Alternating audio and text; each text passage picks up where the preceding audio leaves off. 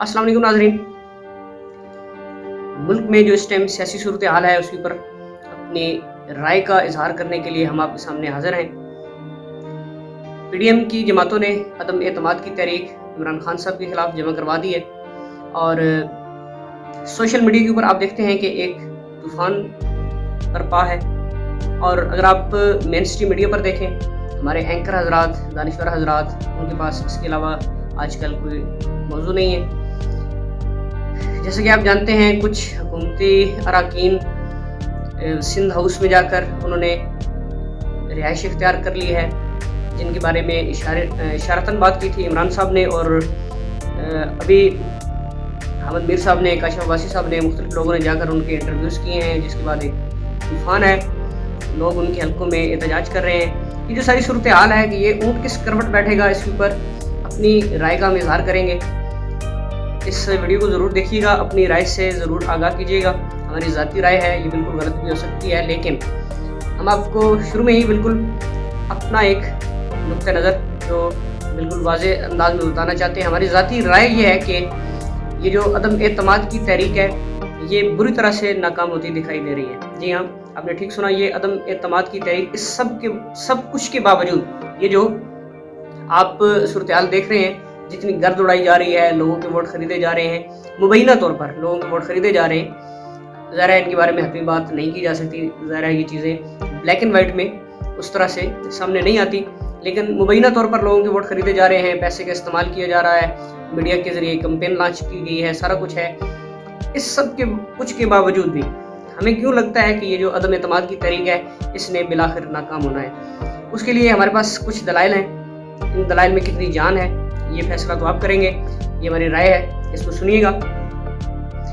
मौजूद की तरफ आते हैं तो हमारा जो सबसे पहला आज का पॉइंट है कि ये जो अदम एतमाद की तहरीक है, ये क्यों नाकाम हो जानी है, या इसने क्यों नाकाम होती हुई हमें नज़र आ रही है।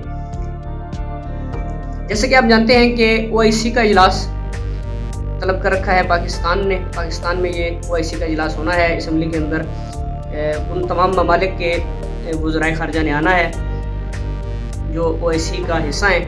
ये बहुत बड़ा इवेंट है और इसकी फिर एक ख़ास तरह की अहमियत इस वजह से भी बन गई है कि 23 मार्च यौम पाकिस्तान का जो दिन है, उसके हवाले से इजलास है, और उस मौके पर ओआईसी का इजलास और उनको बतौर मेहमान खसूसी यहाँ पर बुलाया जा रहा है। खबरें आ रही हैं कि सऊदी जो वली अहद हैं मोहम्मद बिन सलमान, उन्होंने खुद तशरीफ़ लाना है पाकिस्तान, वो मेहमान खसूसी होंगे उस तकरीब के। ये जो पूरी सूरत हाल है, जो दुनिया के हालात आपके सामने हैं, आप देखते हैं रूस में इमरान खान साहब का जो दौरा है, चीन का जो उनका दौरा है, और लोगों के उनके बारे में आपने व्यूज़ सुने होंगे, लोगों की आपने बातें सुनी होंगी कि पाकिस्तान किस समत में जा रहा है, इस्टेब्लिशमेंट क्या सोच रही है, हमारे पॉलिटिशियन इसको किस नज़र से देख रहे हैं, अमेरिका क्या चाह रहा है। ये पूरी सूरत हाल है। इस सारी सूरत हाल के अंदर ये जो यूक्रेन की जंग है, उसमें ओआईसी का ये जो इजलास है, इसकी एक ख़ास अहमियत है और इसके आने वाले दिनों में असरात होंगे।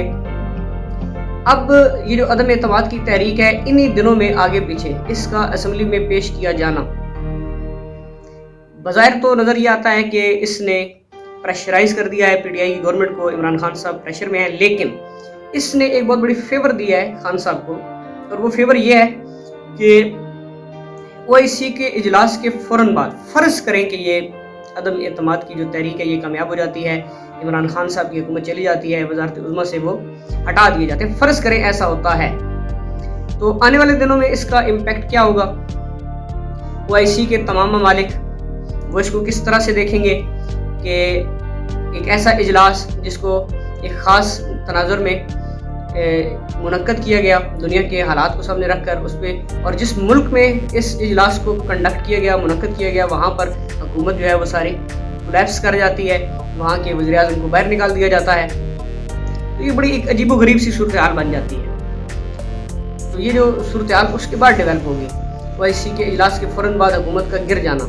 इसका मतलब वाज़ेह तौर पर ये होगा, खुल के बात करें तो अमेरिका की साजिश, मुबैना तौर पे जो कहा जा रहा है कि ये अमेरिका की साजिश है, वो साजिश कामयाब हो गई, अमेरिका कामयाब हो गया। इसमें हारा कौन? इसमें तमाम वो ममालिक हार गए जो ओआईसी में शामिल थे, उन्हें नहीं पता चला कि आगे क्या होने वाला है। दूसरी बात, रूस का जो दौरा है इमरान खान साहब का, उस तनाज़र में आप इसको देखें, उसके फ़ौरन बाद इस हुकूमत का गिर जाना। चीन के साथ पाकिस्तान के ताल्लुकात देखिए, اس کے بعد اس حکومت کا گر جانا اور اجلاس کے فوراً بعد گر جانا، تو یہاں پر اس خطے میں جو امریکن بالادستی ہے دوبارہ سے اسی طرح سے قائم دائم ہو جائے گی جس طرح آج سے 20 سال پہلے، 30 سال پہلے یا 40 سال پہلے جو امریکہ کا انفلوئنس تھا۔ یہ ایسی صورتحال ہے جو بظاہر آج کل کے حالات میں ممکن نظر نہیں آتی، ضرور امریکن انفلوئنس ہوگا، اثر و رسوخ استعمال کیا جا رہا ہوگا، لیکن کیا امریکہ اس پوزیشن میں ہے کہ وہ اس طرح سے ڈیسٹیبلائز کر دے ایک ایسی گورنمنٹ کو؟ بظاہر اتنا آسان دکھائی نہیں دیتا، اور اگر وہ یہ کوشش کرتے ہیں تو کیا ہمارے ادارے اس کوشش کو ناکام کرنے کے لیے ریاست کے ساتھ کھڑے نہیں ہوں گے؟ ایک بڑا اہم سوال ہے، یہ آج کا ایک پہلا پوائنٹ ہے۔ تو اس وجہ سے ہمیں نہیں لگتا کہ یہ گورنمنٹ کہیں جا رہی ہے، اور اگر یہ جا بھی رہی ہے تو فوری طور پر اس کا کوئی امکان نظر ہمیں نہیں آتا۔ اب آتے ہیں پوائنٹ نمبر 2 کی طرف، پاکستان کی جو داخلی سیاست ہے۔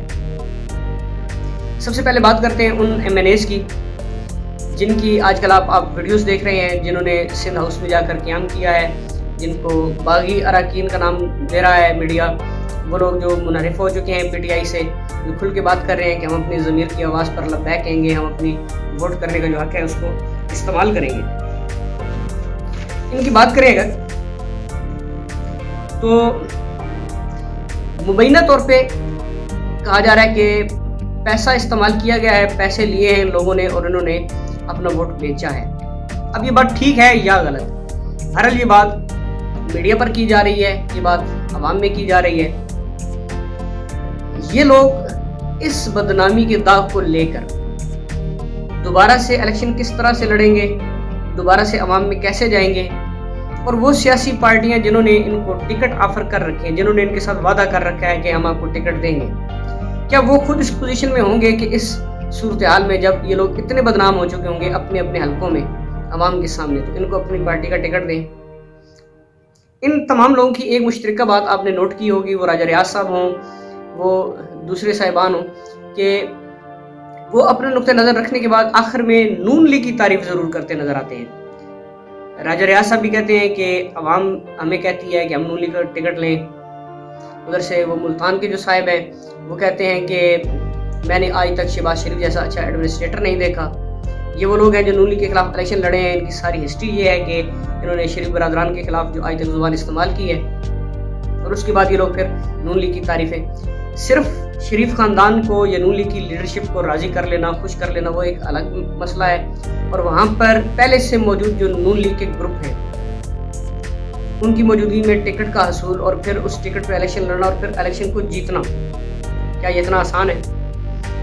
بظاہر یہ اتنا آسان دکھائی نہیں دیتا۔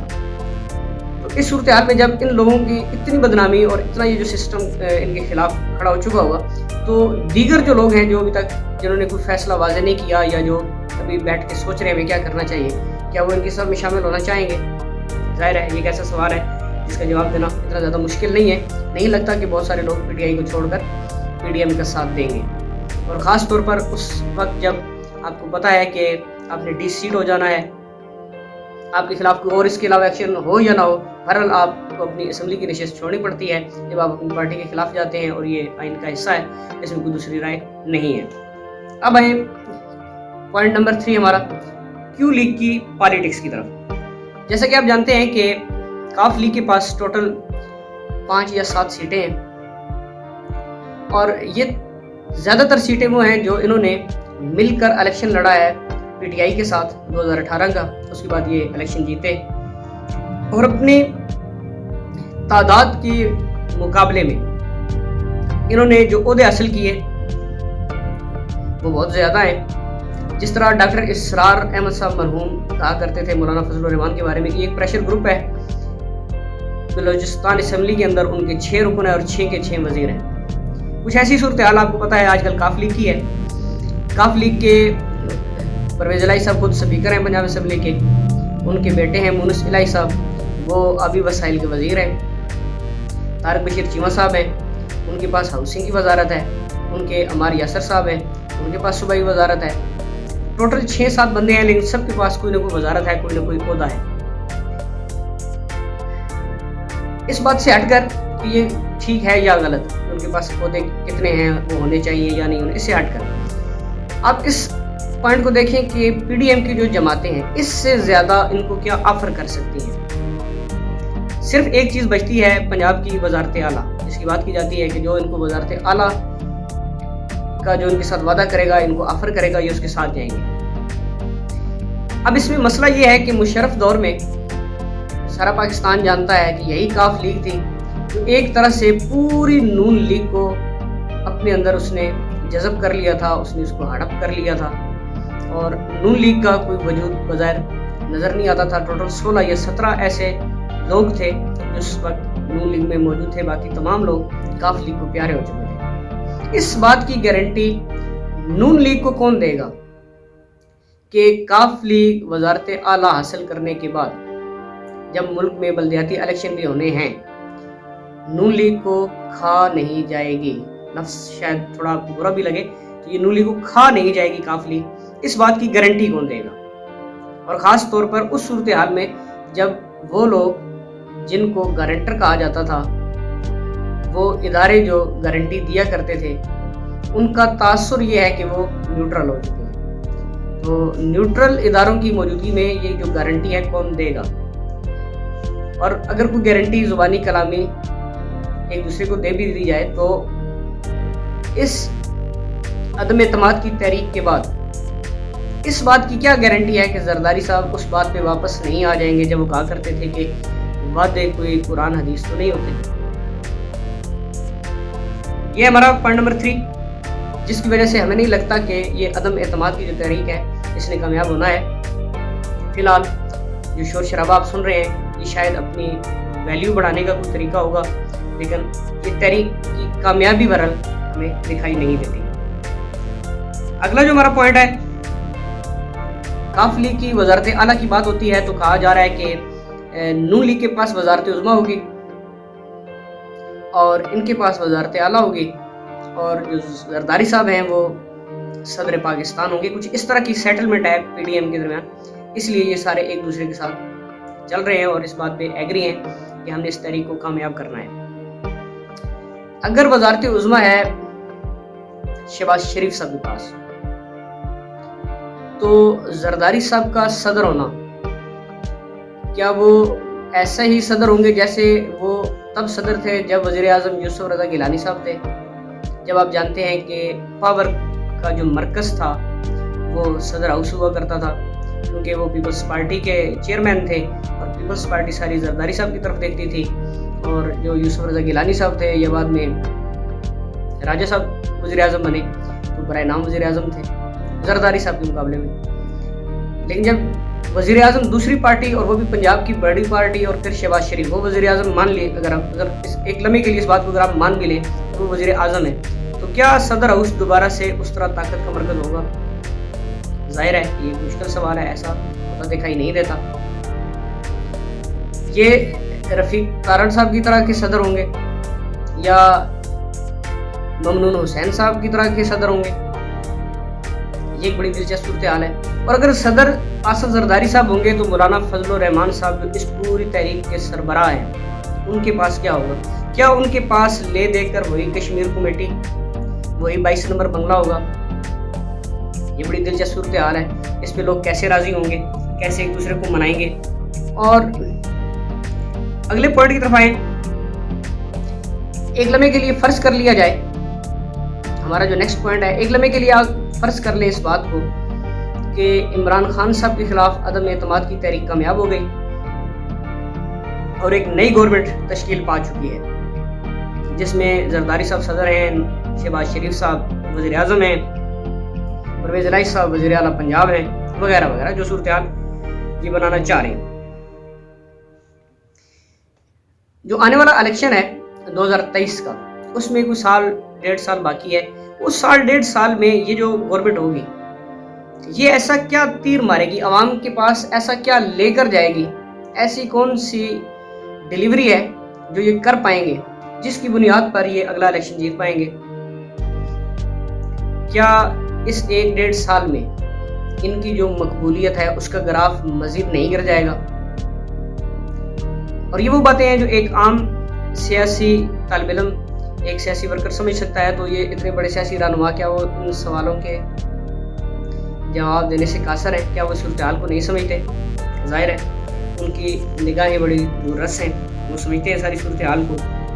और जो हमारा अगला पॉइंट है, फ़र्ज़ करें कि ये गवर्नमेंट बन गई, उसके बाद जितने भी वजारतें हैं, ओहदे हैं, उनकी बंदरबाट हो गई, लोग मुतमिन होकर बैठ गए। एक शख्स है जिसका नाम है इमरान खान, जिसकी स्टेट पावर उसके मुखालफिन भी मानते हैं, बल्कि नून लीग की किसी खातून मैंने ने तबसरा किया था कि जलसा करने में PTI ने PhD कर रखी है, इसमें कोई दूसरी राय नहीं है।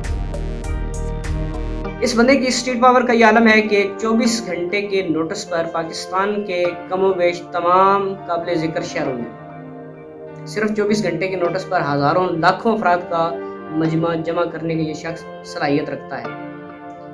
जो धरना इमरान खान साहब ने दिया 126 दिन का इस्लामाबाद में डी चौक पर, उस धरने में एक स्टेज वो है जब इन्होंने उठकर पाकिस्तान के मुख्तलिफ शहरों में जलसे करने शुरू किए। और आपको याद होगा कि उनमें से अक्सर जलसे ऐसे थे जो ज़्यादा से ज़्यादा 24 घंटे या 30 घंटे पहले अनाउंस किए गए। और उन जलसों की सूरत हाल क्या थी, अवाम का जो रिस्पांस था वो कैसा था।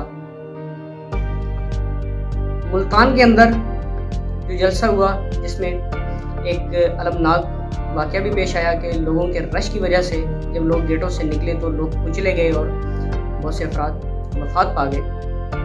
आप जानते हैं, बड़ी मशहूर खबर हुई। तो जिस बंदे की पॉपुलैरिटी का ये आलम है, जिसकी पर्सनैलिटी ऐसी है, जिसका करिश्मा ऐसा है, जब उसको इस तरीके से निकाला जाएगा और उसकी मुखालिफ जो जमातें हैं उन पर ये इल्ज़ाम भी मौजूद होगा कि इन्होंने हार्स ट्रेडिंग की है, पैसे देकर लोग ख़रीदे हैं और हुकूमत गिराई है, वो शख्स जब इनके खिलाफ जलसे करने के लिए निकलेगा, उसको कैसे काउंटर किया जाएगा, उसे रोका कैसे जाएगा? उसकी पॉपुलैरिटी का गिराफ क्या वो आसमान से जाकर नहीं लग जाएगा? ये एक बड़ी मानीखेज बात है, बड़ी दिलचस्प सूरत हाल है। और वो जलसा जो डी चौक में करने का ऐलान कर रखा है इमरान खान साहब ने,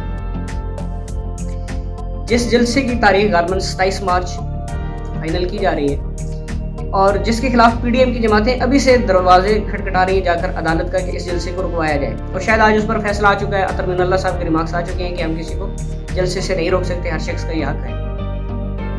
जिसका खौफ अभी से PDM के रहनुमाओं के चेहरे पर नजर आ रहा है कि वो जलसा कैसा होगा और फिर उस जलसे में क्या लाएअमल होगा, कौन से राज हैं जिनसे इमरान खान साहब पर्दा उठाएंगे और जिनके बारे में तासुर ये है कि वो बात पेट में नहीं रखते, वो हर बात करने के आदी हैं। तो क्या क्या सामने नहीं लाएंगे और जितना वो चार्ज क्राउड होगा उसका जो इम्पैक्ट है वो हमारी सियासत को क्या रुख देगा, ये एक बड़ा अहम सवाल है। और उसके बाद हमारा आज का जो आखिरी पॉइंट है उसकी तरफ हम आते हैं। अदम एतमाद की कामयाबी की सूरत में ये जो आने वाली हुकूमत है उसके ऊपर ये जो बहुत बड़ा सवालिया निशान है, ये जो एक दाग है कि ये एक अमरीकी साजिश है इस खित्ते में और अमेरिका इस साजिश में कामयाब हुआ और एक सिटिंग गवर्नमेंट को उसने गिराया और उसके बाद अपनी एक हुकूमत खड़ी की, जिसे हम रिजीम शिफ्ट का नाम सुनते हैं मीडिया के ऊपर। ये सही है या गलत, इससे हटकर ये जो दाग है, इस दाग को ये जमातें कैसे धोएंगी? ये अमेरिकी साजिश है जो इस खित्ते में कामयाब होगी। क्या इस अमेरिकी साजिश, मुबैना तौर पर अमेरिकी साजिश इसे आप कह लें, इसका दाग लेकर ये पब्लिक में कैसे जाएंगे, इसकी वजाहत कैसे लोगों को पेश करेंगे? ये सही है या गलत, उससे हटकर ये और ऐसे बहुत से सवालात ऐसे हैं जिनका जवाब देना अभी बाकी है। और हालात ने जो रुख इख्तियार कर लिया है, इस सारी सूरत हाल पर अगर आप गौर करें तो हमारी तरह आप भी इस नतीजे पर पहुंचेंगे कि इस सारे सिनेरियो में बज़ाहिर ये जो अदम एतमाद की तहरीक है ये कामयाब होती दिखाई नहीं दे रही। जब ये गर्द बैठेगी उसके बाद आपको अंदाज़ा होगा कि इमरान खान साहब ही वज़ीर आज़म रहेंगे, यही हुकूमत कंटिन्यू करेगी। ये हमारी राय है, गलत हो सकती है, इसके ऊपर अपनी राय ज़रूर दीजिएगा और हमारे चैनल को सब्सक्राइब ज़रूर कीजिएगा।